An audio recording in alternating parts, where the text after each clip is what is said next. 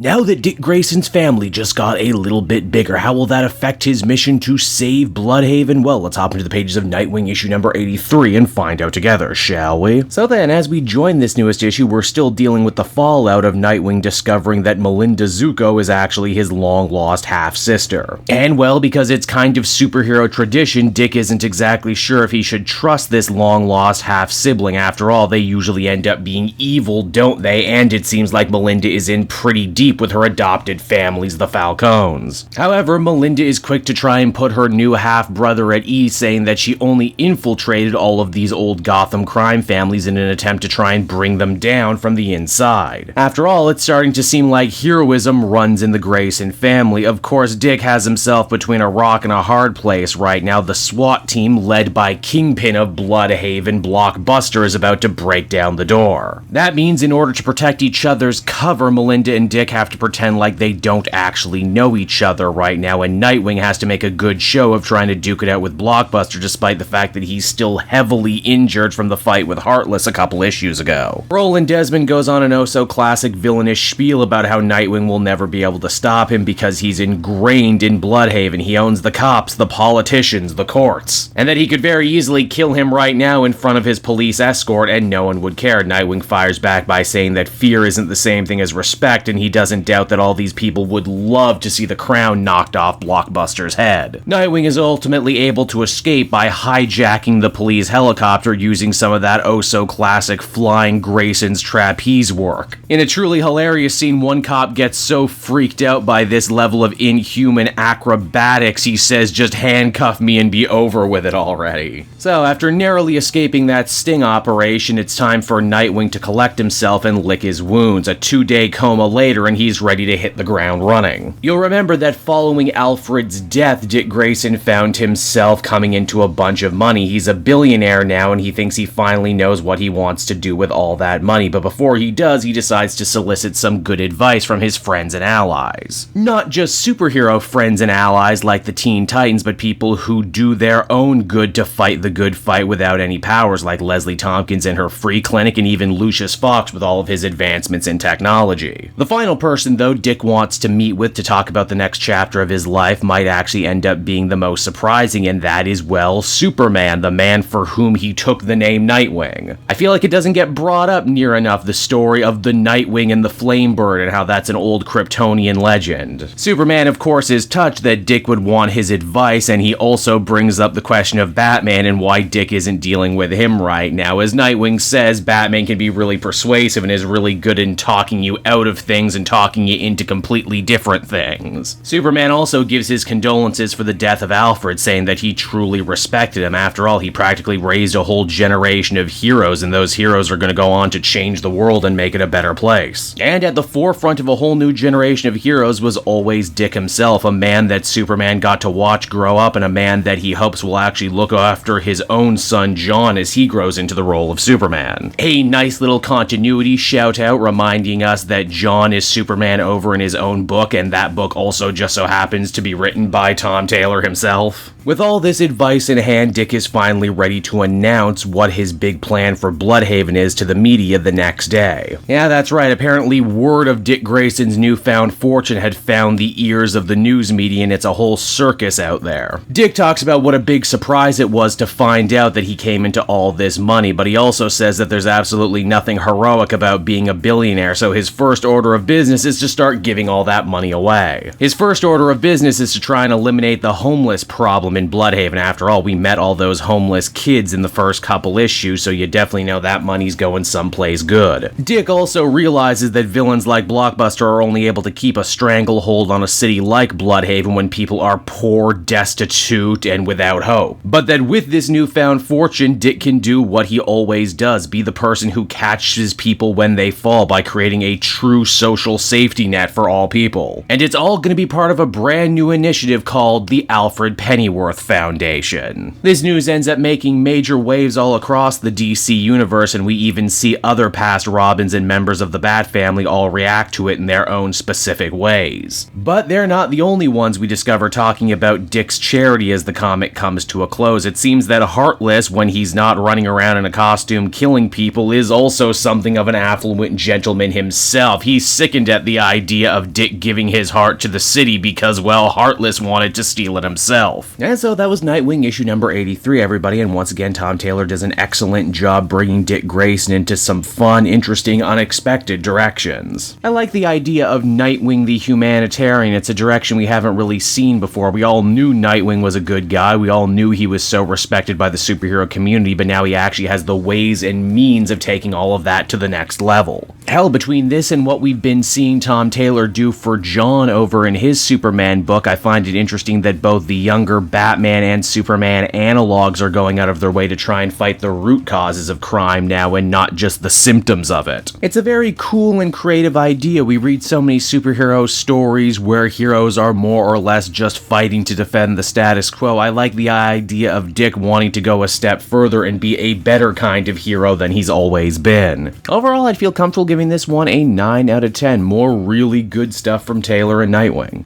Hey there everyone, Kate Joel again, and I just want to thank you so much for watching to the end of the video. It means a lot to me. And hey, if you enjoyed the book I covered in this issue and want some comics of your own, might I recommend Book Depository? It's my #1 place for shopping for comic book trades. You get a great price, and if you use my link down in the description, you'll actually be helping me out at the same time. You get something, I get something, everybody wins, right? So until next time everyone, I've been Joel, and I will see you in the next video. Bye-bye.